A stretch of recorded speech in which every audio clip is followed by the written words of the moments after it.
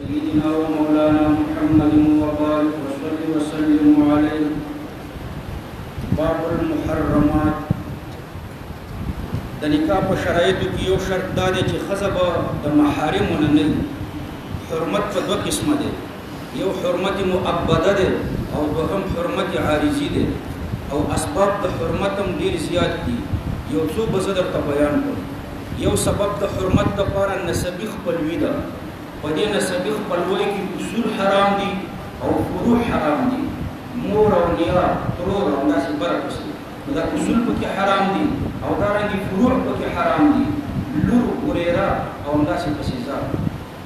دویم پکې سببي خپلوي ده لکه خواښې حرامه ده او دریم پکې رضاعت دی او څلورم پکې جمع ده. جمع لکه الزائدة على الأربعة د څلورو ښځو سره پنځمه ښځه یو ځای کول دا حرام ده. او دارنګې هر داسې دوه ښځې چې یو پکې تر نر فرض کړي د دې بل نکاح ورسره نه کېږي نو دا داسې دوه ښځو په مابین کې جمع کول هم حرام دي. وروسته په حدیث کې به انشاءالله زه درته تفصیل وکړم. دارنګې بل سبب د حرمت نکاح الامة على الحرة. نو وجود د حرې سبب دی دپاره د حرمت د نکاح د امنې چې یوه حره دې په نکاح کې وي نو د هغې د پاسه یو امه نه شي په نکاح کولی، وینځه نه شي په نکاح کولی. بل سبب د حرمت دپاره تعلق حق الغیر دی. تعلق حق الغیر لکه منکوحة الغیر د بل چا ښځه څوک نه شي په نکاح کولی. بل سبب د حرمت دپاره اختلاف فی الدین دی. کافر او د مسلمان په مابین کې نکاح نه کېږي. او بل سبب د حرمت دپاره مالکیت المرأة ښځه چې د کوم سړي مالکه وي نو د دې سړي ورسره نکاح نه کېږي. او بل سبب د حرمت دپاره الطلاق المغلظ دی. نو اسباب د حرمت هم زیات دي. الفصل الاول عن ابي هريره رضي الله عنه قال قال رسول الله صلى الله عليه وسلم لا يجمع بين المرأة وعمتها ولا بين المرأة وخالتها. جمعواله په نشي راوستې په مابین د ښځې او د عمې کې. عمه د پلار خور ته وایي. ولا بین المرأة وخالتها او نه په مابین د ښځې او د خالې کې. خاله د مور خور ته وایي. پښتو کې د پلار خور ته ترور وایي، ترور، او د مور خور ته توړی وایي. ترور او توړی. نو یوه جنۍ د ترور سره یو ځای مه په نکاح کوه او یوه جنۍ د توړۍ سره یو ځای مه په نکاح کوه. هر داسې دوه ښځې چې یو پکې تنر فرض کړي د هغه بلې نکاح پرې حرام وي نو داسې دوه ښځې په یوه نکاح کې نه شي جمع کولی.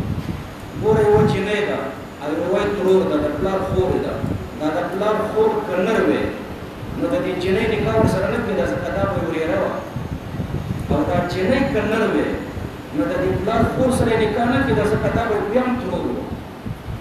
او دارنګې د جنۍ او د توړۍ که چېرته یې دا توړۍ نر وی نو د دې سره نکاح نه کېده ځکه دی ماما کېدو دی. او که چېرته دا جنۍ نر وی صحیح شو نو بیا یې د دې توړۍ سره نکاح نه کېده ځکه دا خو به بیا هم توړی و. نو په هر تقدیره داسې دوه ښځې چې هر یو نر فرض کړي د بل نکاح ورسره حرام وي داسې دوه ښځې په یوه نکاح کې څوک نه شي جمع کولی. او چې د یو طرف نه نکاح حرامېږي چې نر یې فرض کړي او د بل طرف نه نکاح نه حرامېږي چې نر یې فرض کړي نو داسې دوه ښځې په یوه نکاح کې جمع کېدی شي. مثلا د یو سړي دوه ودونه دي. د دې یو واده نه لور شوې ده بیا دا سړی مړ شو. اوس یو څوک راغلو دغه لورې او دغه میاړۍ د دې لور میاره دا دواړه سره په یوه نکاح کې جمع کوی شي. یو سړی دا دواړه ځان ته نکاح کوي دا کوی شي. وجه یې دا ده چې که دا جنۍ نر فرض کړي نو دا خو یې میاره وه نکاح ورسره نه کېږي. خو که دا میاره یې نر وی نو بیا د دې جنۍ نکاح کېده که نه کېده ځکه خو اجنبۍ وه هغه بیا دلته نه راوالېده هغه خو بیا نر وی. نو د دواړو طرفینو نه چې نر فرض کړي نو د دې بل نکاح ورسره نه کېږي نو داسې دوه ښځې بیا په یوه نکاح کې نه جمع کېږي. لا يجمع بين المرأة وعمتها ولا بين المرأة وخالتها متفق عليه. وعن عائشة رضي الله عنها قالت قال رسول الله صلى الله عليه وسلم يحرم من الرضاعة ما يحرم من الولادة. يحرم من الرضاعة ترضاعتنا حراميكي ما يحرم من الولادة هغه چې د ولادت نه حرامېږي شرط الوقایه نکاح په دې کې یو شعر لیکلی دی از جانب شیرخوار از جانب شیرده همه خیش شوند از جانب شیرخوار زوجانو فروع دې خپلې مسئله لنډه لیکلې ده از جانب شیرده همه خیش شوند زه به مسئله درته لرې ځای کې جوړه کړم چې اسانه شي مثلا یوه سیندۍ ښځه ده سیندۍ او د دې دین کلونی یو پښتون ماشوم دی دا ماشوم لاړو او په کراچۍ کې د یوې سیندۍ ښځې ته یې ورودلو نو چې د یوې سیندۍ ښځې ته یې ورودلو از جانب شیرده همه خیشه شول د دې سیندۍ ښځې اصول او فروع ټول خپلوان د دې ماشوم خپلوان شو د دې سیندۍ ښځې یو خپل زوی دی یوې دغه پښتون ماشوم چې د دې ځای نه ورغلی هلته یې تېرودلی دی دا دواړه ماشومان یو شی شو د هغې خپل ماشوم چې څومره خپلوان دي هماغه ټول خپلوان د دې ماشوم هم خپلوان او هغې ماشوم باندې چې هغه خپل ماشوم دی هغه نسبي ماشوم دی هغې باندې چې څومره خلک حرام دي نو په دې رضاعي ماشوم هم هموغومره خلک حرام په دې از جانب شیرده همه خیشه شو از جانب شیرخوار زوجانو فروع په دې پښتنو کې څوک په دې سیندیانو حرام دي په دې سیندیان خو ما درته وویلې چې هغه د سیندیانو چې خپل کوم نسبي ماشوم دی خو هغه چې څومره خلک حرام دي په دې پښتون ماشوم هموغومره خلک حرام خو په دې پښتنو کې څومره خلک په هغې سیندیانو حرام دي نو زوجانو فروع دغه پښتون ماشوم چې دی راوړلی د ده ښځه او د ده بچي صرف دغه حرام نور هېڅوک حرام دي د دې ماشوم مور هم ورباندې نه ده حرامه د دې ماشوم خویندې هم حرامې نه دي د دې ماشوم ترورګانې هم نه دي حرامې صرف دغه ماشوم دی د ده ښځه ده او د ده بچي دي بس دغه حرام دي زوجان و فروع رسول الله صلی الله علیه وسلم فرمایي يحرم من الرضاعة د رضاعت نه حرامېږي ما يحرم من الولادة چې کوم شی د ولادت نه حرامېږي حاشیه کې فرمایي چې یو څو صورته دې نه مستثنا دي هغه صورتونه بیا حاشیه کې ګورئ خو زه به یو درې درته ذکر کړم یو دا چې د نسبي ورور رضاعي خور همدغه پښتون ماشوم چې ما فرض کړی چې د دې ځای نه تللی کراچۍ کې تېروتلی صحیح شوه هلته کراچۍ کې د ده رضاعي خور ده هغه د دې پښتون ماشوم بل ورور دی بل هغه ته جایزه ده صحیح نسبي ورور ته دا دوه ورونه دي دلته دل کارونه دي یو ورور یې تېروتلی دی بل یې نه دی ورودلی نو دغه چا چې دی نه دی ورودلی دا د دې خپل ورور هلته رضاعي خورې ده هغه په نکاح کولی شي صحیح د نسبي ورور رضاعي خور په نکاح کوي نو په نکاح کولی شي ما درته وویلې چې دلته خو صرف دا هلک دا چا چې تېروتلی د ده ښځه او د ده بچي دوی ورسره نکاح نشي او د دوی سره نکاح نشي نور د ده ورونه د ده مور د ده پلار دی خپل نه دي د دوی سره نکاح کېږي نو د نسبي ورور رضاعي خور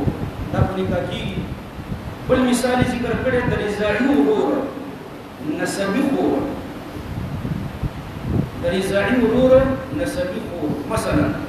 دا ماشوم دی دا پښتون او هلته په کراچۍ د پنجاب کې یو بل ماشوم دی یو بل ماشوم پنجابی دی دا پښتون ماشوم و دا پنجابی ماشوم لاړه د دې سیندۍ ښځې تېروتلی دی نو دا پنجابی ماشوم و دا پښتون ماشوم خو رضاعي ورونه دي که دا دواړه رضاعي ورونه دي نو د دوی بیا خورګانې دي د دې خورګانو نکاح یو د بل سره جایزه ده د هغې پنجابي د خورګانو نکاح د دې پښتون سره جایزه ده او د دې پښتون د خورګانو نکاح د هغې پنجابي سره جایزه ده د رضاعي ورور نسبي خورګانې دا جایز دي د رضاعي ورور رضاعي خور هم جایزه ده او همداسې پسې ډېر مثالونه دي یو له شل مثاله جوړېږي وعن عائشة وعنها قالت جاء عمي د حضرت عائشة رضي الله عنها روایت ده دا فرمایي چې زما تره رضاعي تره مې و افلح نومې و نو دی راغلو فاستأذن علی نو اجازت یې وغوښتو په ما باندې زما رضاعي تره و فابیت ان آذن له نو ما انکار وکړو چې زه ورته اجازت وکړم حتى اسأل رسول الله صلى الله عليه وسلم تر دې چې زه د رسول الله صلی الله علیه وسلم نه تپوس وکړم فجاء رسول الله صلى الله عليه وسلم رسول الله صلى الله عليه وسلم راغلو فسألته ما تنه تپوس وکړو فقال انه عمك دا ستا تره دی فأذني له نو دته اجازت وکړه قالت فقلت له يا رسول الله ما ورتويل يا رسول الله انما دعت المرأة ما تخذ تیرا کړه ولم يرضع للرجل دي سړي کو دنه تیرا کړه دا په بیا سما د خزي سکیږي چې زعید راشي نو دا سما د مور ورود دي ولم يرضع للرجل فقال رسول الله صلى الله عليه وسلم رسول الله صلى الله عليه وسلم راته فرمایي انه عمك داستا تر دې سما د مور لور دی ورته د ورور ماما د مور ماما د مور لور دا د اسرائیل مور لور فقال رسول الله صلى الله عليه وسلم انه عمك فليلج عليك داستا تر دې دا د تا درسي وذلك بعد ما ضرب عليه الحجاب دا واقع وسط اهل نواجي فردا نازل شوى متفق عليه وعن علي رضي الله عنه انه قال يا رسول الله حضرت علي رضي الله عنه روايته انه قال حضرت علي رضي الله عنه فرمى يا رسول الله هل لك في بنت عمك حمزه يعني هل لك رغبه في نكاح بنت عمك حمزه ايسترغ بچتا پنیکا د تر د لور کی چې تر د حضرت حمزه د حضرت حمزه لور نه پنیکا کوي فانها اجمل فتاه في قريش سکدا د قریش په پیغلو کې ډېر خپل پیغلان فقال له اما علمت پیغمبر علیه السلام حضرت علی کو فرمایي چې آیا ته خبر ان حمزه اخي من الرضاعه چې حضرت حمزه زما رضاعي ورور ده دا مې ورېره کېږي رضاعي ځکه سویبیا سویبتا چې د ابي لهب وینځه وه هغې دې دواړو ته دی ورکړه نو دا زما رضاعي ورېره ده وان الله حرم من الرضاعه ما حرم من النسب او بشک الله پاک حرام کړی دي د رضاعتنا هغه چې حرام کړی دي د نسبنا رواه مسلم رسول الله صلی الله علیه وسلم د څلور ښځو ته راودل ایوی د خپل مور ته راودل چې حضرت آمنه رضی الله عنها رضی الله عنها د دې وجه نه وایم چې په دې کې اختلاف دی چې دا موحده عمره شوې جنتۍ ده که بالعکس او کنه توقف دی اکثر علماء وایي توقف پکې اولاد دی ما ته پکې دا جنتي والی اولاد کاري علامه سیوطي صاحب په دې شپږ رسالې لیکلي چې د پیغمبر علیه السلام والدین جنتیان نو یو آمنه ده رضی الله عنها یو دې ته ورکړی دی دویم حضرت حلیمې ورکړی دی دریم ام ایمن ورکړی دی او څلورم حضرت سویبي ورکړی دی وعن ام الفضل قالت ان نبي الله صلى الله عليه وسلم قال حضرت ام الفضل رضي الله عنها رواية فرميت رسول الله صلى الله عليه وسلم فرميت لا تحرم الرضعة أو الرضعتان وفي رواية عائشة قال لا تحرم المصوة والمصوتان لا تحرم الرضعة أو الرضعتان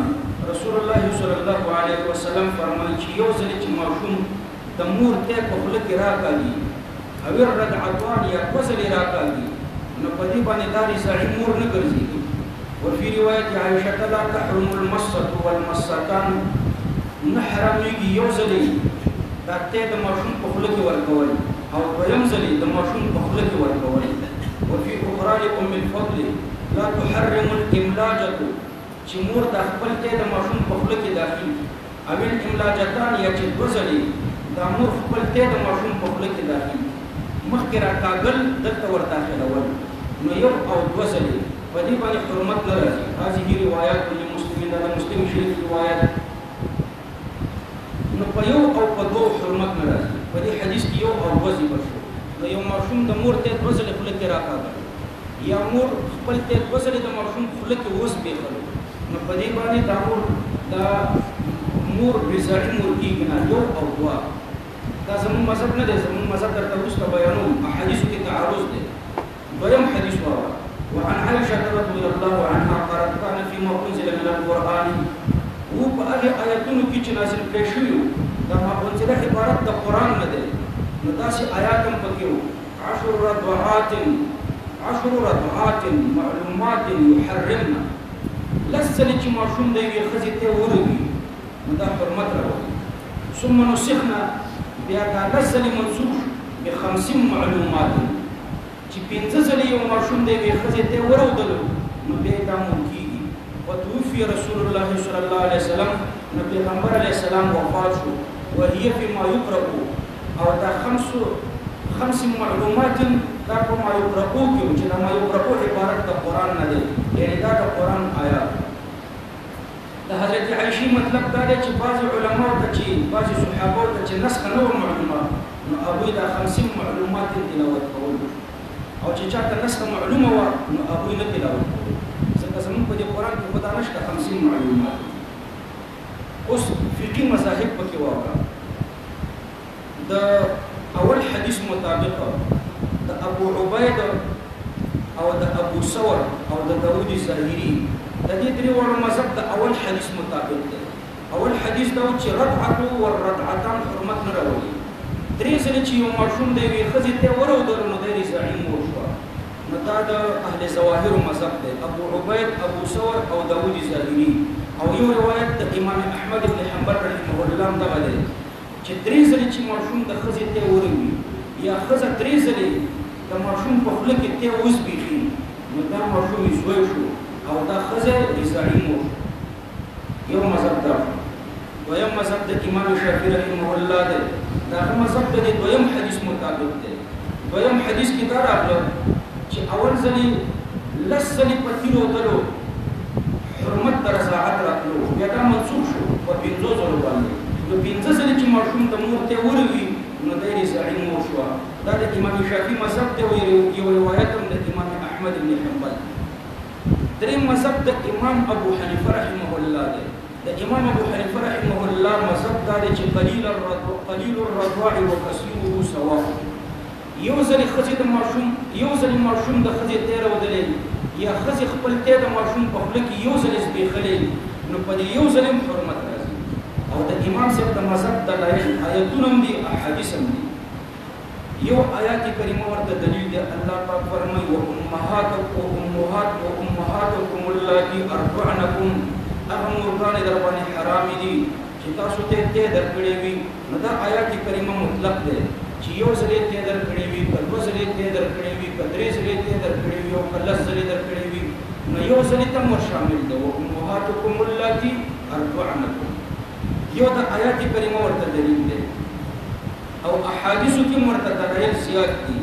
تاسو سره د پروښتو مولانا صاحب حاشیه وي نو د لا تحرم الرضعة په سره چې کومه حاشیه لګولې ده د دې لاندې احادیث لیکلي دي. یو حدیث د حضرت عبد الله بن مسعود رضی الله عنه لیکلی دی. دا حدیث به اوس درته وایم.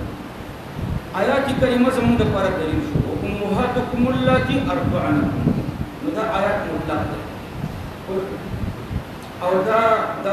اهل ظواهر او امام شافعي چې کوم 2 حدیثه ذکر کړل دا اخبار احاد او خبر واحد په وجه باندې کتاب الله نه مقید کیږي، لہذا کتاب الله مطلق دی په خپل اطلاق وکړي. یو دویم دا دی چې دا اخبار احاد منسوخ دي، دا ټول حدیث منسوخ دي. او د نسخ لپاره دلیل یو د عبد الله بن مسعود رضی الله عنه حدیث دی او یو د عبد الله بن عباس رضی الله عنه حدیث دی.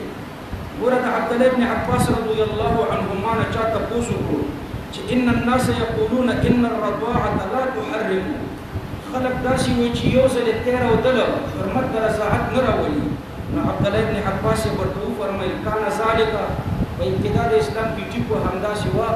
یو ځل د دې درودلو په وجه باندې حرمت د رضاعت نه راتلو، ثم نسخ بیا دا خبره منسوخه شوه، اوس یو ځل د دې درودلو حرمت د رضاعت راځي. او دارنګه د عبد الله بن مسعود رضی الله عنه روایت هم ده چې امر الرضاع راجع شو امر د رضاع الى ان قليله وكثيره يحرم. امر الرضاع خبر د رضاع دې ته ورسېده. په ابتدا کې داسې نه وه او په اخر کې داسې شوه چې لږ تېر راودلې که ډېرې راودلې يحرم د حرمت راولي. او د عبد الله بن عباس رضی الله عنهما نه یو بل روایت هم دی چې قولها لا تحرم الرضعة والرضعتان کان د حضرت ام الفضل دا حدیث چې یو ځل دې ته پر راودلو حرمت نه راځي او 2 ځل دې ته پر راودلو حرمت نه راځي کان دا د زړې زماني خبرې وي. فاما اليوم فالرضعة الواحدة تحرم، نن سبا مسأله دا ده چې یو ځل د تدر او دلو په وجه باندې حرمت د رضاعت راځي. نو دا ډول احادیث منسوخ دي او اخبار احاد هم دي د کتاب الله په مقابله کې او کتاب الله تقید ور باندې راتلې موږ. وعنها ان النبي صلى الله عليه وسلم دخل عليها حضرت عائشہ رضی الله عنها روایت ده چې رسول الله صلی الله علیه وسلم د دې کور ته ورغلو وعندها رجل او د حضرت عائشہ په کور کې یو سړی فكأنه كره ذلك پیغمبر علیه السلام ته دا خبره برخدار شو چې دې سړي ته اجازه ولې ورکړې ده. فقالت حضرت عائشہ فرمایي انه اخي دا زماري سړی ورور ده. فقال انظرنا من اخوانكم سوچ پورا کوي تاسو ورونه څوک دي. وانما الرضاعه من المجاعه رضاعت دولګنه یعنی چولګه په باندې ګورا مدة الرضاعه پدې کې اختلاف دی چې مدة الرضاعه څومره ده. دا مسأله موابیان د فقه حنفي په خلاف پیش کړي. طالب الرحمن وابیو کتاب لیکل دی د فقه حنفي په مقابله کې. یو طرف ته آیات کریمه لیکل بل طرف ته د فقه حنفي مسأله لیکل. آیات کریمه دا لیکل چې والوالدات يرضعن اولادهن حولين كاملين. مورګانې د خپل بچیو ته دې ورکړي حولين كاملين وکاله پورا مدة رضاعت وکاله ده. وروسته به د فقه حنفي مسأله لیکل ده چې په فقه حنفي کې داسې دي چې مدة رضاعت وکاله نه ده بلکې 2.5 کاله. په فقه حنفي کې مدة رضاعت 2.5 کاله راغلې ده او په آیات کریمه کې 2 کاله راغلې ده. نو الله وایي مني او که فقه حنفي مني. نو چې تاسو څه داسې وایي نو ضرور به ورته وایي چې الله منه ځکه ساده وایي کنه. فقه حنفي به د الله په مقابله کې ورځوي حالانکه فقه حنفي د الله په مقابله کې نه ده. پورې یو مسأله درته ذکر کوم د وابیانو. زه یو ورځ د اسلام آباد ته تللی وم د عبدالله مسجد ته جامع حفصې ته مولانا عبدالعزیز صاحب دا ډېر مجاهد سړی دی. د ده سره مې ګپ لګولی.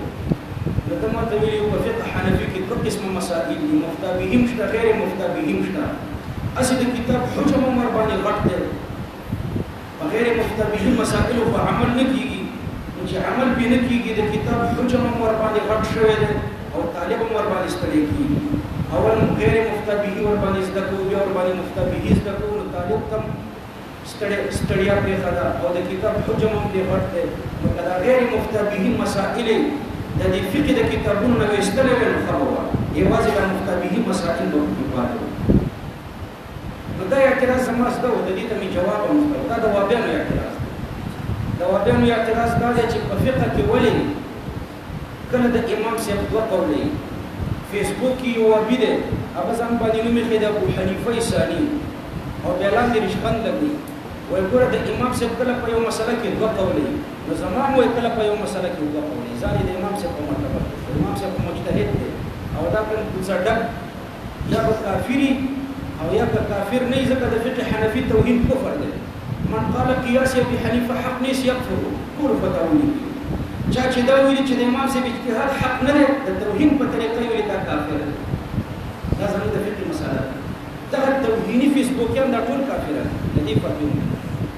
نو وایي چې د امام صاحب پکې 2 قولې وایي زما هم پکې 2 قولې دي. نو ته څه کوڅه ډکې ته مجتهد ته په ضربه نه پوهېږي. امام صاحب خو مجتهد و خو به هر تقدیر دا یو اعتراض دی چې د امام صاحب ولې کله په یو مسأله کې 2 قولې ولې وایي د امام صاحب ولې کله په یو مسأله کې 2 قولې دا اعتراض دی. جواب درته زده دی. 3 جواب زده دی. 2 الزامي او تحقیقي. اول الزامي جواب ولې کله په یو مسأله کې 2 آیات نازلي فما هو جوابك فهو جوابك. ولې کله په یو مسأله کې 2 آیات نازلي. مثلا د کونډې د عدت په باره کې 2 آیات نازلي. د کونډې عدت یو آیات پکې دا نازل شوی دی چې 1 کال عدت دی. 1 کال ورته نفقه ورکوي.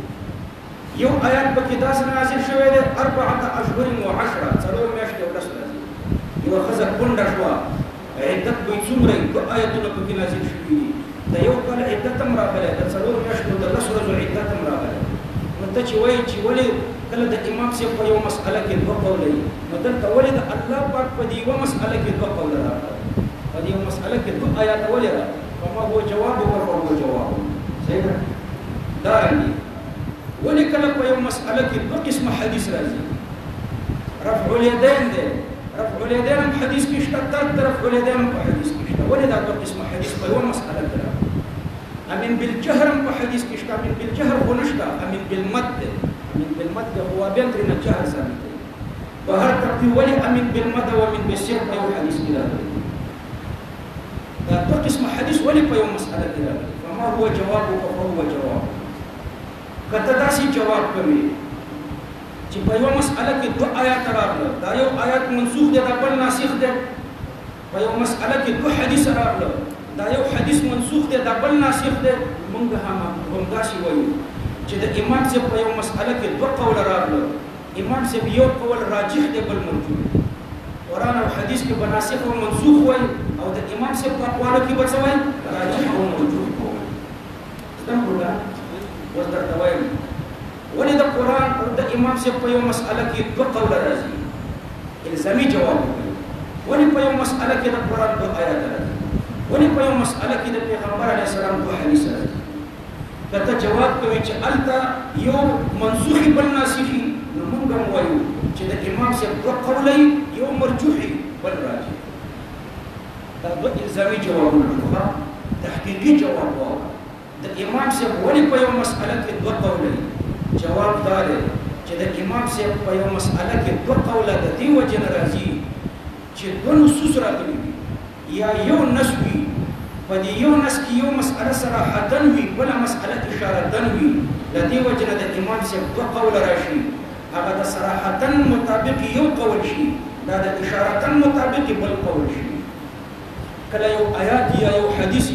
باقي کې دوه مسئلې ذکر شوي وي یو پکې صراحتاً وي بل پکې شابسي اشارتاً وي نو چې دوه مسئلې پکې ذکر شوي وي نو د امام صاحب پکې دوه قوله راځي لکه همدغه آیات کریمه الله پاک فرمایي په دې آیات کې والوالدات يرضعن اولادهن حولين كاملين لمن اراد ان يتم الرضاعه دا آیات یو مسئله په دې کې صراحتاً راغله چې والوالدات يرضعن اولادهن مورګانې به خپلو بچیانو ته تی ورکوي څومره تی به ورکوي حولین کاملین دوه کاله پوره نو دوه کاله صراحتاً راغله او دوه نیم کاله پکې اشارتاً دي ځکه الله پاک وروسته وایي لمن اراد ان یتم الرضاعه لمن اراد دپاره د هغه چا چې اراده وي ان یتم الرضاعه چې موده د رضاعت تامه کړي مستر بس يسجل وعلى المولود له رزقهن وكسوتهن وإن أراد فصالا عن تراض منهما وتشاور وإن أراد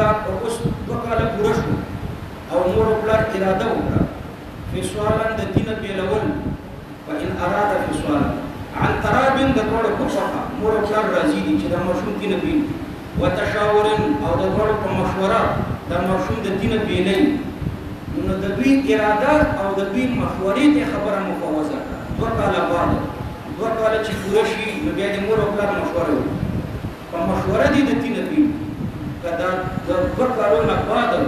د دې د ورکولو گنجائش نه وي نو د مور او پلار مشورې ته به بیا پکې ضرورت نه وي لکه دا مسجد مونږ ته اجازه راکړې ده د 9 بجو نه تر 12 بجو پورې یا تر 1 بجې پورې تر 1 بجې پورې دلته موږ درس وایو اوس تاسو ته ما د 1 بجې پورې درس وویلی تاسو ته زه اوس دا وایم چې که ستاسو مشوره وي چې درس ختم نو ختم وي نو تاسو به ما ته وایي چې مشورې ته څه ضرورت دی په تر 1 بجې پورې اجازت دی که نه ضرور به بس کړي مشورې ته ضرورت نشته ضرور به بس کړي اجازت تر 1 بجې پورې دی د دې نه اسانه مثال درته پیش کوم شادي حال تاسو چېرته نیولې د واده دپاره 3 ګنټې د غرمې تر 1 بجې پورې شادي حال نیولې تر 1 بجې پورې واده وشو په دې شادي حال کې د 1 بجې نه بعد دې هوټلي ته ته وایي چې راځه مشوره وکړو چې دا واده ختم کړو او کله تر 2 بجو پورې ورسوو نو هوټلي به درته څه وایي چې مشورې ته څه ضرورت دی 1 بجې پورې نیټه به زه وځړو لیکن مشوره نه وي نیټه ختمه ده چې نیټه ختمه شي بیا مشورې ته ضرورت نه اوس ګوره الله پاک فرمایي والوالدات يرضعن اولادهن حولين كاملين مورګانې به خپلو بچیو ته 2 کاله تی ورکوي وروسته بیا د مخبرې خبره کوي فإن أرادا فصالا عن تراض منهما وتشاور که د مور او پلار رضا او مشوره وه چې د تینې بیل کړي نو بیا دې د تینه بیل کړي مطلب دا چې که مشوره یې نه وه نو تی دې ورکړي که مشوره یې د تین په ورکولو وه نو 2 کاله بعد دې تی ورکوي او که مشوره یې د تینه د بیلولو وه نو د تینه دې بیله کړي دا د